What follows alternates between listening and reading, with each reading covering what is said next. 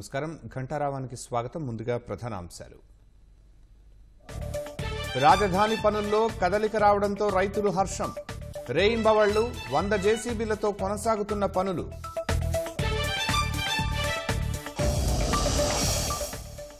తిరుపతి జిల్లా వాంపల్లి సమీపంలో రోడ్డు ప్రమాదం. ఏర్పేడు వెంకటగిరి మార్గంలో వాహనం ఢీకొని 2 మృతి.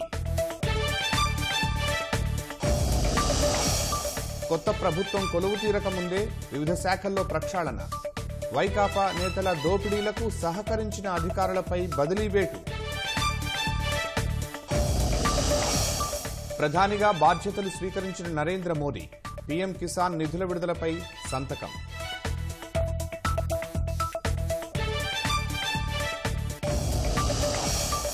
ఒడిశా సీఎం ఎంపికపై భాజపా అధిష్టానం దృష్టి. 2 పరిశీలకులను నియమించిన కమలదళం.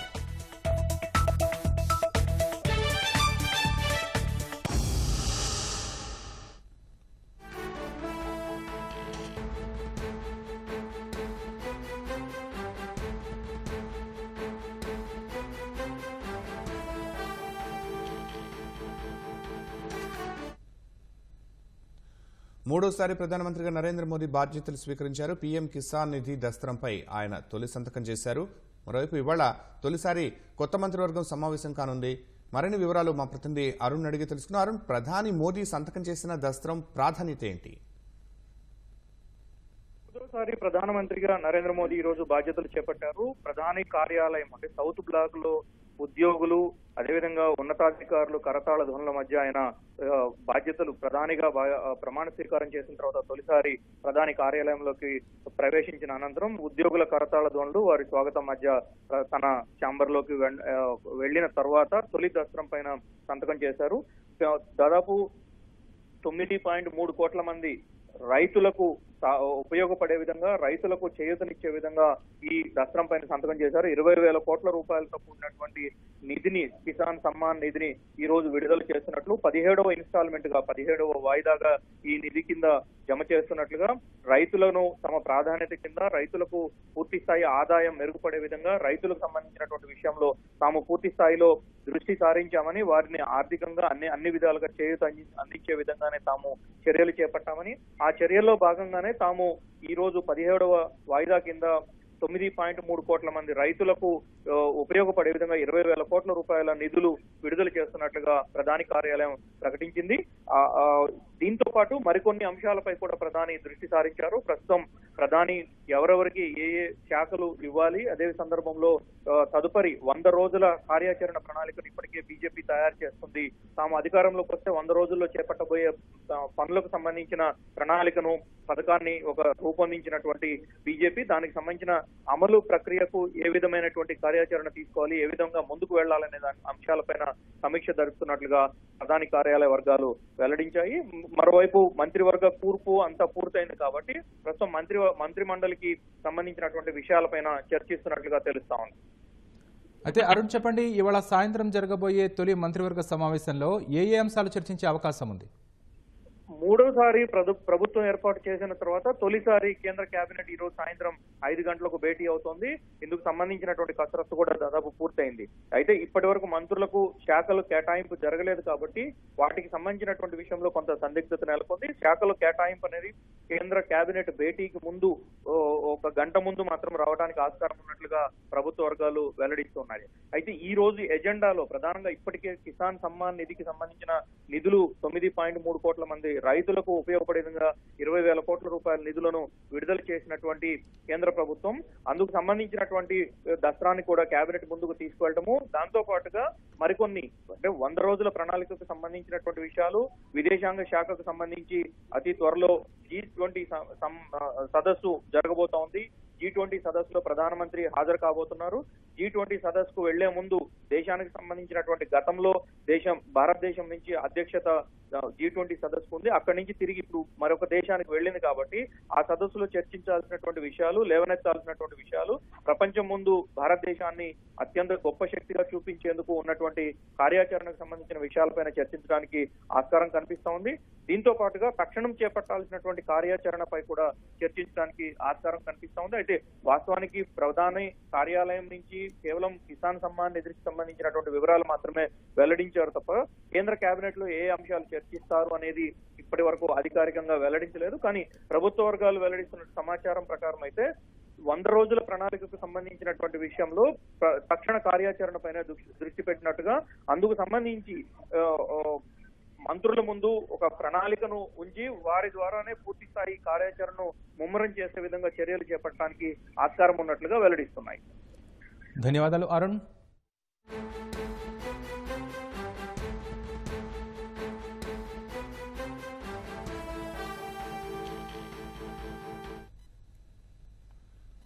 ఒడిశా ముఖ్యమంత్రి ఎవరన్న అంశాన్ని తేల్చేందుకు కేంద్ర మంత్రులు రాజ్నాథ్ సింగ్, భూపేందర్ యాదవ్ను కేంద్ర పరిశీలకులుగా భారతీయ జనతా పార్టీ నియమించింది.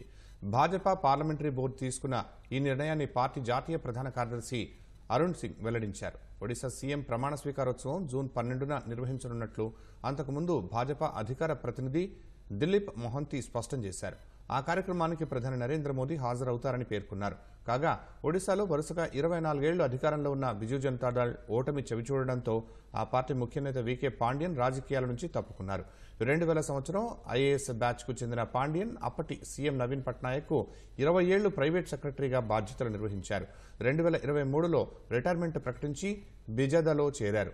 నవీన్ పట్నాయక్ ను నియంత్రిస్తూ పార్టీని పాండ్యన్ అధీనంలోకి తీసుకున్నారని భాజపా పెద్ద ఎత్తున ప్రచారం చేయటం ఓటమికి కారణమైందన్న విమర్శలు రావడంతో ఆయన రాజకీయాల నుంచి తప్పుకున్నారు.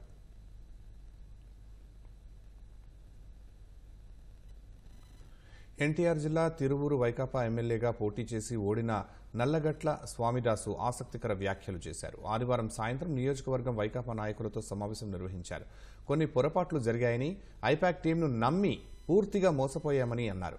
సెఫాలజిస్ట్ ఆరా మస్తాన్ సైతం వైకాపాను నిలువునా ముంచేశారని మండిపడ్డారు. వైకాపా ఓటమితో ఆర్థికంగా దెబ్బతిన్నామని స్వామిదాసు వాపోయారు. చాలా మంది ఆర్థికంగా దెబ్బతిన్నారు. కొంత పొరపాట్లు జరిగినాయి. ఆ ఐపాక్ టీమ్ దానిలో జగన్మోహన్ రెడ్డి గారు మాట్లాడినటువంటి భరోసా ఏదైతే మనం గెలుస్తున్నామని చెప్పి అన్నారు. మా తర్వాత ఆరా మస్తాన్ అనే ఒక సర్వేలు అతను కూడా ఇదివరకు మనల్ని ఆరా మస్తాన్ ముంచేశాడు. చాలా మంది ఆర్థికంగా నష్టపోయారు. అయినా కానీ మనం కాలమే మళ్లీ తిరిగి డబ్బులు సంపాదించుకోవచ్చులే గాని. మరో 2 రోజుల్లో ముఖ్యమంత్రిగా ప్రమాణం చేయబోతున్న చంద్రబాబు కోసం నూతన వాహన శ్రేణి సిద్దమైంది. తాడేపల్లిలోని ఇంటెలిజెన్స్ కార్యాలయం వద్ద కొత్త కాన్వాయ్ సిద్ధంగా ఉంది. మొత్తం 11 వాహనాలను ఇంటెలిజెన్స్ అధికారులు సిద్ధం చేశారు. ఇందులో 2 సిగ్నల్ జామర్ వాహనాలు ఉన్నాయి. టయోటా కంపెనీకి చెందిన నలుపు రంగు వాహనాలను చంద్రబాబు కోసం తీసుకొచ్చినట్లు అధికారులు వెల్లడించారు. రాష్ట్రం మొత్తం ఎంతో ఆసక్తిగా నారా చంద్రబాబు నాయుడు అనే నేను అంటూ సాగే ప్రమాణ స్వీకారానికి ఆ కార్యక్రమానికి ఎదురు చూస్తూ ఉండగా ఇందుకోసం భారీగా ఏర్పాట్లు జరుగుతున్నాయి. సభా ప్రాంగణాన్ని 14 ఎకరాల్లో సర్వాంగ సుందరంగా రూపుదిద్దుతున్నారు. ప్రముఖులు, అతిథుల కోసం 5 గ్యాలరీలు ఏర్పాటు చేశారు. ప్రధాని రానున్నందున పటిష్ట భద్రతా వలయం ఇప్పటికే విధుల్లోకి దిగింది. 5 ప్రదేశాల్లోని 60 ఎకరాల్లో వేర్వేరుగా పార్కింగ్ ఏర్పాట్లు చేయగా విజయవాడ నగర హోటళ్లలో అన్ని గదులు నిండిపోతున్నాయి. ఆంధ్రప్రదేశ్ రాష్ట్ర ముఖ్యమంత్రిగా తెలుగుదేశం పార్టీ అధినేత నారా చంద్రబాబు నాయుడు ప్రమాణ స్వీకార మహోత్సవానికి కృష్ణా జిల్లా గన్నవరం మండలం కేసరపల్లి ఐటీ పార్క్ సమీపంలో ముమ్మరంగా ఏర్పాట్లు సాగుతున్నాయి. గన్నవరం అంతర్జాతీయ విమానాశ్రయానికి సమీపంలోనే ఉండే ఈ ప్రదేశంలో ఈ నెల 12న ఉదయం 11:27 చంద్రబాబు సీఎంగా ప్రమాణ స్వీకారం చేయనున్నారు. ప్రధాని మోదీ సహా పలు రాష్ట్రాల ముఖ్యమంత్రులు, ప్రముఖులు హాజరవుతుండటంతో సభా ప్రాంగణం చుట్టుపక్కల పటిష్ట భద్రతా ఏర్పాట్లు చేస్తున్నారు. తెదేపా రాష్ట్ర అధ్యక్షుడు అచ్చెన్నాయుడు నేతృత్వంలోని బృందం పర్యవేక్షణలో సభా ప్రాంగణాన్ని సర్వాంగ సుందరంగా తీర్చిదిద్దుతున్నారు. ప్రాంగణంలో ప్రధాన వేదికతో పాటు వీఐపీ ప్లస్ మరో 3 ప్రత్యేక గ్యాలరీల్ని ఏర్పాటు చేస్తున్నారు. కార్యక్రమానికి హాజరయ్యే వారి వాహనాల్ని నిలిపేందుకు వేదిక చుట్టుపక్కల 5 ప్రాంతాల్లోని 65 ఎకరాల్లో పార్కింగ్ ఏర్పాట్లు చేస్తున్నామని అచ్చెన్నాయుడు తెలిపారు. ఎయిర్పోర్ట్ కి ఎదురుగా కేసరపల్లిలో ప్రమాణ స్వీకారం చేయబోతున్నారు. ఈ కార్యక్రమాన్ని ఇంతవరకు ఎప్పుడూ జరగని విధంగా, దీనికి తోడు దేశ ప్రధానమంత్రి గారు, వివిధ రాష్ట్రాల ముఖ్యమంత్రులు, ఎన్డీఏ ప్రముఖులు, కేంద్ర మంత్రులు చాలా మంది ఈ కార్యక్రమానికి వస్తున్నారు. కాబట్టి ఎవరికి ఎటువంటి ఇబ్బందులు లేకుండా ఏర్పాట్లన్నీ కూడా జరుగుతున్నాయి. అయితే వచ్చిన ప్రతి ఒక్కరు కూడా క్రమశిక్షణతో పాసులు ప్రొవైడ్ చేస్తున్నాం, పార్కింగ్ కి ఏర్పాట్లు చేస్తున్నాం, ఎక్కడ ఎవరికి ఎటువంటి ఇబ్బంది లేకుండా ఒక సిస్టమేటిక్ గా చేస్తున్నాం. దీనికి ప్రతి ఒక్కరూ సహకరిస్తే ప్రమాణ స్వీకారోత్సవ కార్యక్రమం అంగరంగ వైభవంగా జరుగుతుందని చెప్పి ఈ సందర్భంగా తెలియచేస్తూ వర్క్స్ బ్రహ్మాండంగా జరుగుతున్నాయి. నియోజకవర్గానికి ఎంతమంది రావాలి, ఎంతమందికి పాసులు ఇవ్వాలి అన్ని కూడా డీటెయిల్ గా డిస్కస్ చేసాం. అవన్నీ ప్రతి ఒక్క శాసనసభ్యుడికి పార్టీ లీడర్స్ తెలియచేసి ఎక్కడ ఎవరికి ఎటువంటి ఇబ్బందులు లేకుండా కార్యక్రమాన్ని ఏర్పాటు చేస్తున్నామని చెప్పి తెలియచేస్తున్నాం. వచ్చిన వాళ్ళకి ఇబ్బంది లేకుండా ఈ మహోత్సవం ప్రతి ఒక్కరూ వీక్షించే విధంగా అన్ని ఏర్పాట్లు చేస్తున్నాం.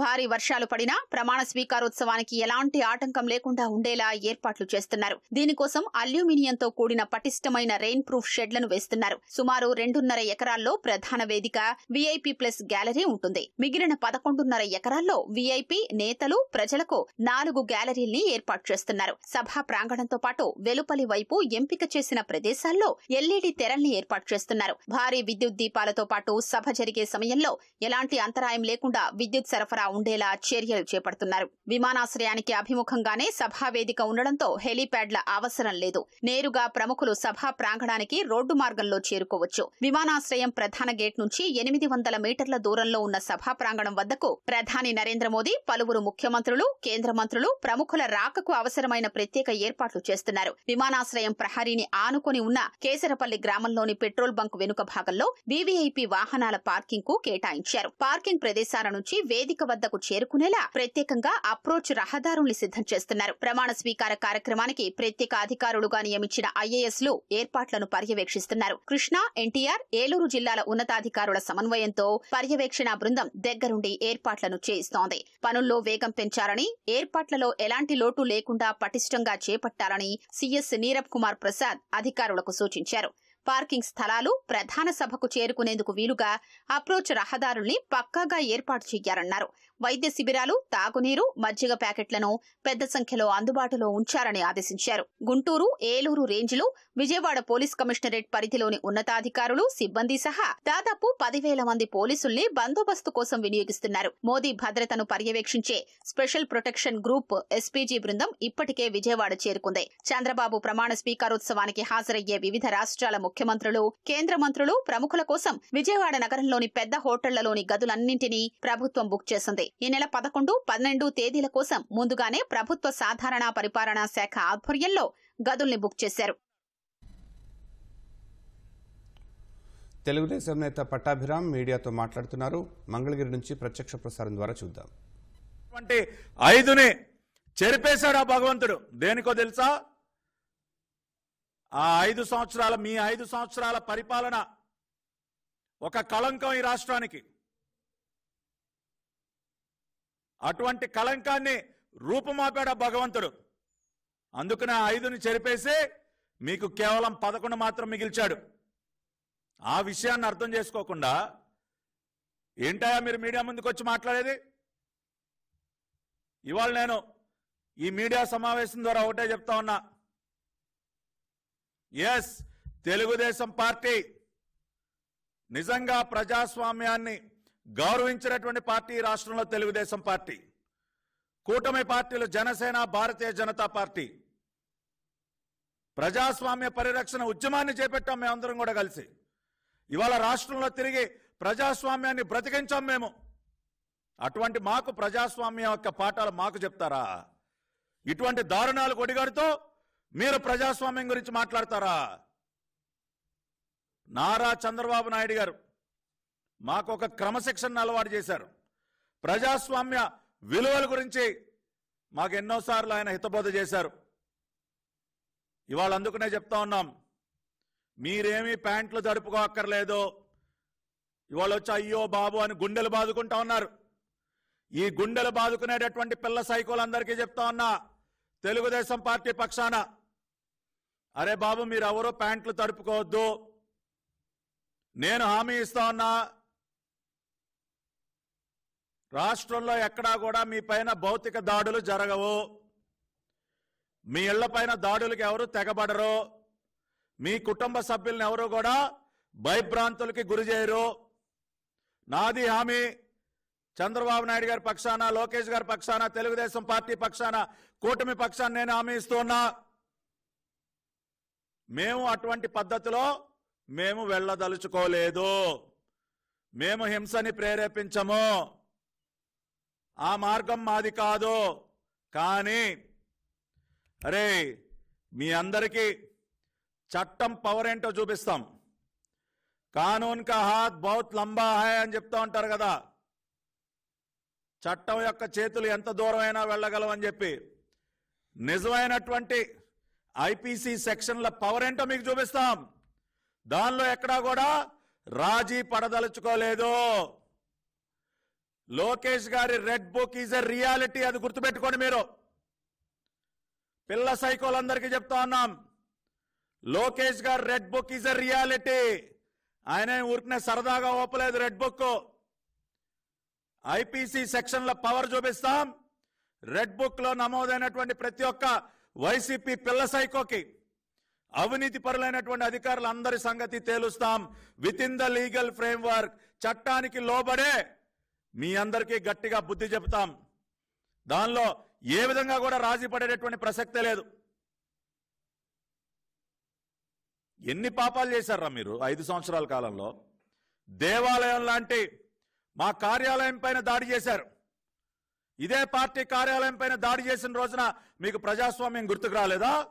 ఇవాళ ప్రజాస్వామ్యం గురించి మాట్లాడుతూ ఉన్నారు. మా అందరికీ తండ్రి లాంటి వ్యక్తి నారా చంద్రబాబు నాయుడు గారు, ఆయన ఇంటిపైన దాడి చేసిన రోజున మీ జోగి రమేష్ అనే పిల్ల సైకో ఆ రోజున గుర్తుకు రాలేదా? ప్రజాస్వామ్యం అంటే ఏంటో ఇవాళ ఎంతమందిని మాచర్లలో బోండమ్మ గారి పైన, బుద్ధా వెంకన్న గారి పైన దాడి చేసిన రోజున గుర్తుకు రాలేదా మీకు? చంద్రబాబు నాయుడు గారు అమరావతి పర్యటనకు వెళ్లిన రోజున ఆయన పైన రాళ్లు కర్రలు వేసి మాది భావ ప్రకటన స్వేచ్ఛ అని చెప్పి కలరింగ్ ఇచ్చిన రోజున మీకు గుర్తుకు రాలేదా? ఇవాళ ఈ సైకో జగన్ రెడ్డి మా వాళ్ళకి బీపీలు రావా? ఏది దాడులు జరిగిన రోజున ఒక బాధ్యత గల ముఖ్యమంత్రిగా ఆ దాడులని కట్టడి చేయాల్సింది పోయి ఇంకా రెచ్చగొట్టే విధంగా మాకు బీపీలు రావా అని మాట్లాడిన రోజున మీకు ప్రజాస్వామ్యం గుర్తుకు రాలేదా? ఇవాళ ఎంతమందిని, తోట చంద్రయ్యని అత్యంత కిరాతకంగా పీక కోసి చంపిన రోజున మీకు ప్రజాస్వామ్యం గుర్తుకు రాలేదా? కంచర్ల జర్లైని, కిరణ్ని దారుణంగా వాళ్ళ చావుకి కారకులైన రోజున మీకు ప్రజాస్వామ్యం గుర్తుకు రాలేదా? డాక్టర్ సుధాకర్, అమర్నాథ్, అబ్దుల్ సలాం వంటి వారి చావుకి కారకులైన రోజున మీకు గుర్తుకు రాలేదు ప్రజాస్వామ్యం. ఇవాళ మాట్లాడుతూ ఉన్నారు. ఇవాళ నా పక్కనే కూర్చున్నాడు మా అన్నయ్య చెన్నుపాటి గాంధీ గారు. ఆయన పైన సెప్టెంబర్ 2022లో దాడి చేసి ఇవాళ ఆయన కన్ను పోగొట్టారు. మీరు ఆయన కంటి చూపు పోవటానికి కారకులైన మీకు ఆ రోజున ప్రజాస్వామ్యం గుర్తుకు రాలేదా? ఇవాళ వచ్చి మీరు ఇవాళ మాకు నీతి కబుర్లు చెప్తారా?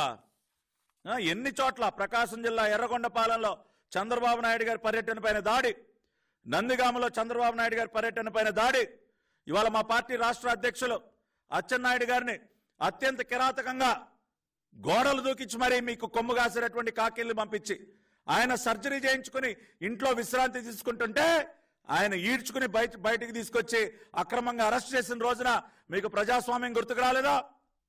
కొల్లు రవీంద్ర గారి పైన లేనిపోని నిందలు మోపి ఆయన్ని అరెస్ట్ చేసిన రోజు మీకు ప్రజాస్వామ్యం గుర్తుకు రాలేదా?